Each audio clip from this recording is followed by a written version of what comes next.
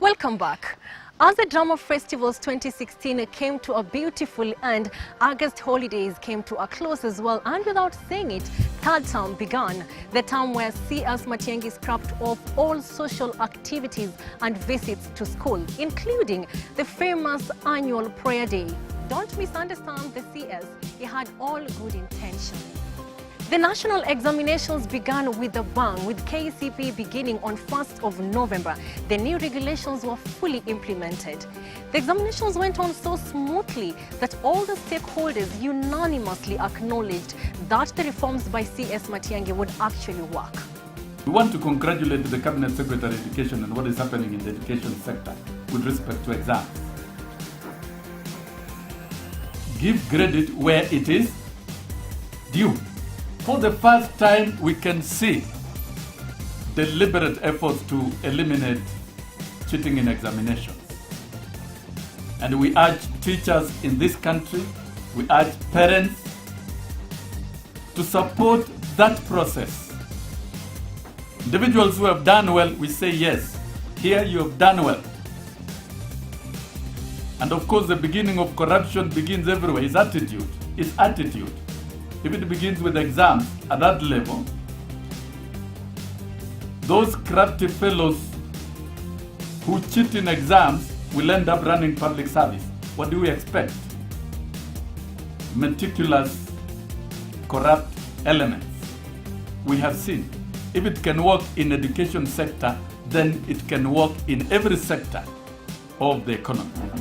The first step was to change, dissolve the board of NEC and overhaul the entire NEC. He did it. And so far what we have seen is making a lot of sense. So, Mr. Minister, with your people, and we are involved as labor movement, because we have deployed several officers to participate in monitoring of exams. Our men and women are in the field. So it is not just the business of the ministry, it's the business of everyone.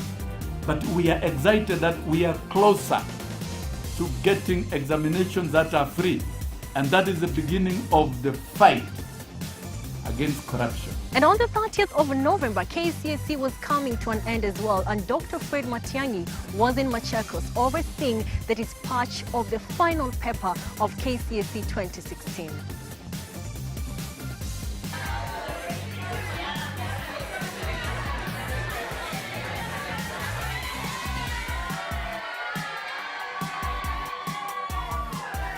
My colleagues and I are across the country to complete the monitoring of the exam. I think it has gone very well.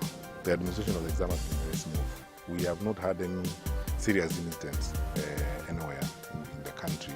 The isolated and few incidents of attempted malpractice have been dealt with. And we are working with the various agencies to be sure that we address them effectively.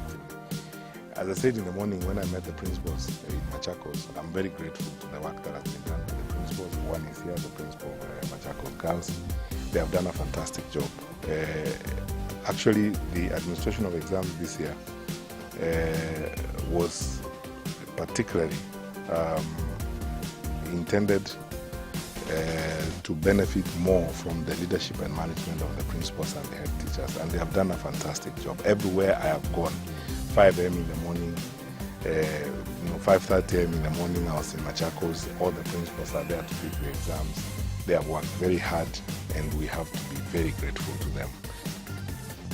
The following day, a new month with no preparations, no predictions around 11 a.m. on the 1st of December, the year 2016, after the CSS of Education, Security and ICT, accompanied by the Kenya National Examinations Council chairman, held a meeting with President Uhuru Kenyatta. The four, Fred Matiang'i, Joseph Nkaiseri, John Musheru and George Magoha, made their way to the Curriculum Institute and unceremoniously released the most guarded Kenya Certificate of Primary Education 2016 results. The highest candidate this year in KCPE scored 436 marks. That is a drop because the highest candidate in 2015 scored 449 marks.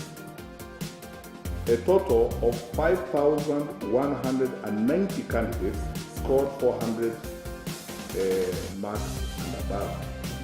This is compared to the year 2015 when we had 7,560 candidates scoring 400 marks and above. So you can see in terms of the highest score, there's a drop of 31%. And this time around, the results came earlier than the norm, that is before the Christmas celebrations, something that Kenyans have been used to as it is a routine since 1985 when the Kenya Certificate of Primary Education was introduced. Way to go, Matiang'i. Talk of the education sector headed in the right direction, walking the talk literally. And on the same space of social media, some Kenyans never miss out on making humor out of every issue. Let's take a look. His Excellency is proud of Education CS Matiang'i's efforts in the ministry. He is his possible running mate. That was hashtag KCP 2016, hashtag KCP results. We salute Education CS Fred Matiang'i for doing what no other predecessor has done on minimizing exam leaks both for KCP 2016 and KCSE 2016. Luke Taru said Matiang'i is a working CS. We need more of him. Hashtag KCP 2016. I think Matiang'i is the only CS who is doing a tangible job and with less talk. Hashtag KCPE 2016. Francis Nganga said efficiency of Dr. Fred Matiang'i is what we need as Kenyans. This is a spirit that should unite all of us. And from diaspora, this is what we call efficiency. CS Matiang'i to shock Kenyans by releasing KCP 2016 results. Education CS Matiang'i just prove you don't need to accept mediocrity, cheap thinking and accepting the norm. Congratulations, that was from George Tubey.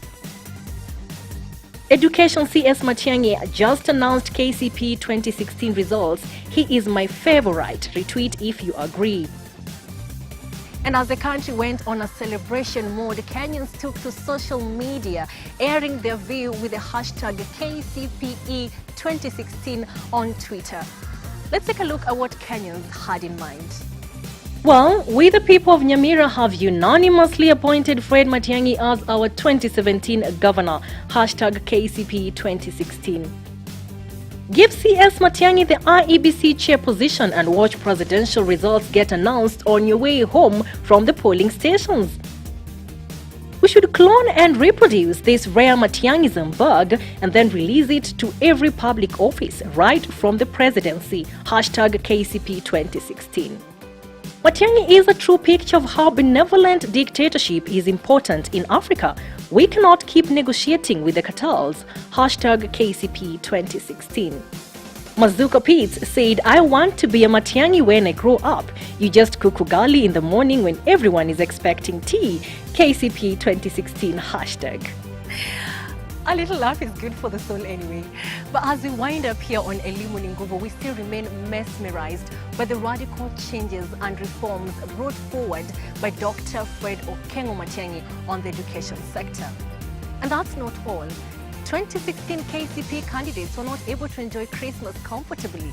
They do have in mind the schools they are to join in next month in January, unlike the usual February when Form 1s normally join high schools. If you can see in my face, I remain hopeful and anxious for the coming year.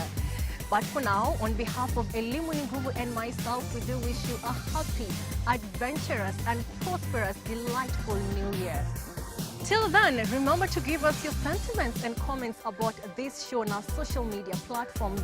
That is ELIMU Nguvu on Facebook and at ELIMU_Nguvu on our Twitter handle. You can also talk to us on our WhatsApp number 0792 766 and 706. All that is on your screen. I have been your host, Corazon Safan, and I sincerely wish you a merrier and happier new year. Oh, remember, in the words of Bertrand Russell, a good life is that one which is inspired by love and guided by knowledge.